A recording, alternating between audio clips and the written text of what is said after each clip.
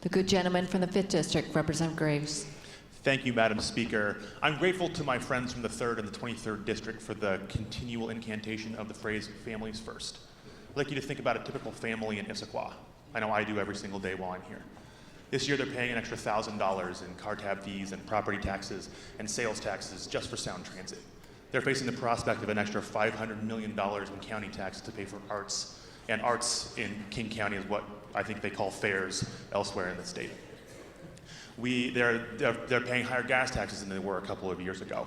And now they're looking at the prospect of an additional $8 billion in taxes coming from Olympia.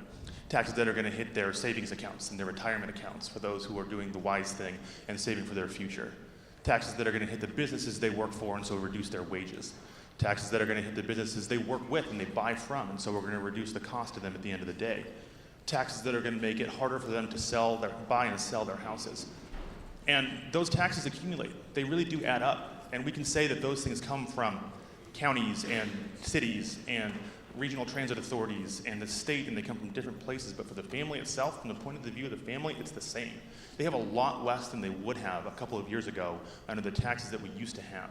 And now we're facing the prospect of an additional substantial amount of taxes. And it's discouraging for those families. It makes it hard for them to invest in their communities. And it can be such a natural thing to look at the items in the budget and to hear about particular programs, and they relate to families and they relate to schools, and to think, oh, if we just spend more there, we're going to do better by families. But I'd like to suggest that comes from a fundamental misunderstanding and an idea that is deeper, much deeper than even just this budget, although this budget is substantially important.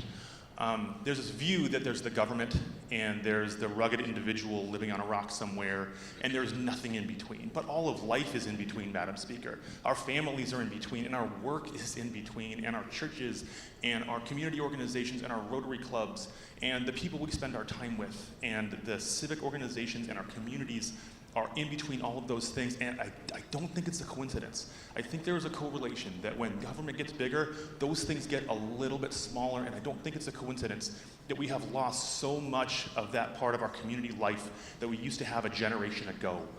Church attendance is down, synagogue and mosque attendances are down. Rotary club attendance is down. All the kind of things that used to form the fabric of society and that would make sure kids wouldn't fall through the cracks, and would make sure that that kids who were both rich and who were poor, and wherever they come from, that they were able to have community leaders and people who were actually invested in them. Those things are getting smaller. And I think it has a little bit to do with the fact that government is getting a little bit bigger. And I think by putting families first, it means, first of all, we ought to prioritize our spending here. It means we ought to recognize that we should be building our communities rather than our bureaucracies. And I think what it means at the end of the day is that we should do a better job of prioritizing the extra $3.5 billion that we're going to get just because we have a good economy.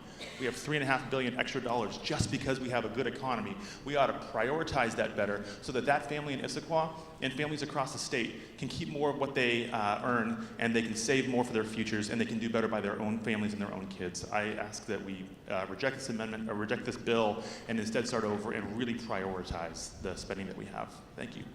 Thank you.